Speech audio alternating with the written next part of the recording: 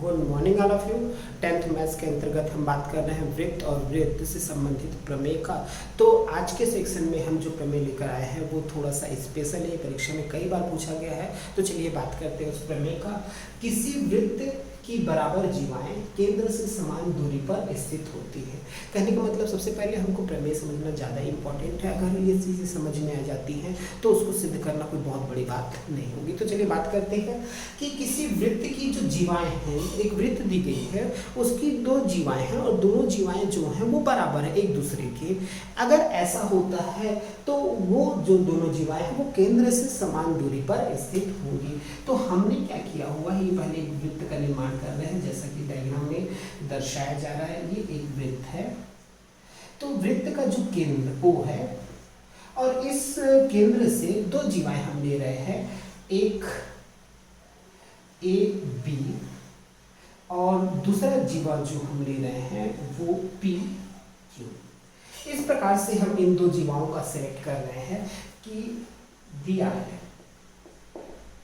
A B बराबर P Q. ये already हमको प्रोवाइड कर दिया गया है कि हम मान के चीज चल रहे हैं कि जो जीवाएं हमने ली हैं वो बराबर हैं।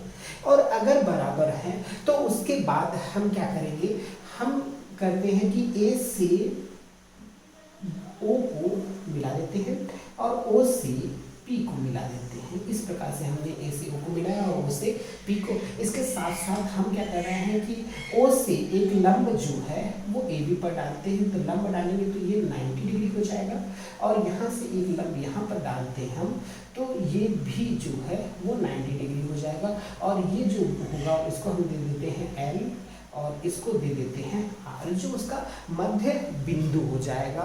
यहाँ से अगर सीधा लंब डालते हैं तो हमको ये पता है कि जो लंब है वो इन दोनों के मध्य बिंदु पर स्थित होता है। तो उस आधार पे हम बात करने जा रहे हैं, हमको सिद्ध करना है कि OL जो है OL which is equal to OR। हमको ये सिद्ध करना है कि अगर ए और ए बी और पी क्यू जो है वो बराबर है तो केंद्र से ए बी और पी क्यू की जो दूरियां होंगी वो समान होंगी। तो केंद्र ओ से ए बी की जो दूरी है वो ओ एल है और केंद्र ओ से पी क्यू की जो दूरी है वो ओ आर है। तो हमको सिद्ध करना है कि ओ एल बराबर ओ आर। सबसे पहली बात तो ये है कि अगर हमको रिजल्ट पता है कि हमको सिद्ध क्या करना है तो बहुत आसान हो जाता है। चलिए हम बात करते हैं। हमारे पास एक त्रिभुज का निर्माण हुआ है ए ओ एल और ओ पी आर। उत्पत्ति त्रिभुज ए ओ एल तथा त्रिभुज पी ओ आर में एक एक चीजों पर बात करेंगे। सबसे पहले हम बात कर रहे हैं ए ओ और ओ पी का।